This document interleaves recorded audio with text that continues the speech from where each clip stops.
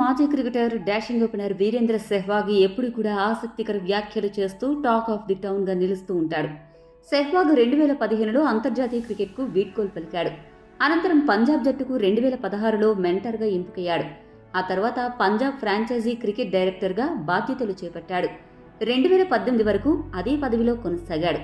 అయితే 2017లోనే team India head coach రేసులో నిలిచినా రవిశాస్త్రికి అవకాశం దక్కగా సెహ్వాగ్కు మొండి చేయి ఎదురైంది.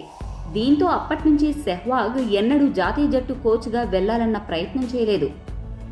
ఈ నేపథ్యంలో తాజాగా ఓ ఇంటర్వ్యూలో మాట్లాడిన వీరేంద్ర సెహ్వాగ్ టీమిండియా కోచ్ పదవి కంటే ఐపీఎల్ కోచ్గా చేయడానికే ఎక్కువ మొగ్గు చూపుతాను అని చెప్పుకొచ్చాడు.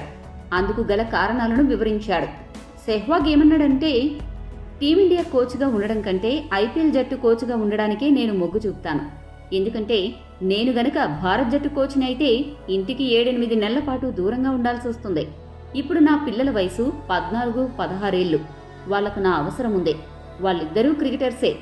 ఒకరు ఆఫ్ స్పిన్నర్ అయితే మరొకరు ఓపెనింగ్ బ్యాటర్. నా కుమారులకు దిక్సూచిలా ఉంటూ వారికి తగినంత సమయం కేటాయించడమే నా ముందున్న కర్తవ్యం. వారిని మంచి క్రికెటర్స్గా చేయడమే నా లక్ష్యం. అయితే ఐపీఎల్ కోచ్గా ఉంటే కొంతకాలం మాత్రమే కుటుంబానికి దూరంగా ఉండాల్సి ఉంటుంది. కాబట్టే నేను ఐపీఎల్ కోచ్గా ఉండడానికి ఎక్కువ మొగ్గు చూపుతా అని సెహ్వాగ్ కుండబద్దలు కొట్టాడు. సెహ్వాగ్ చేసిన ఈ వ్యాఖ్యలు ప్రస్తుతం చర్చనీయాంశంగా మారాయి. సెహ్వాగ్ చెప్పిన ఈ విషయాలపై మీ అభిప్రాయాన్ని కామెంట్ చేయండి.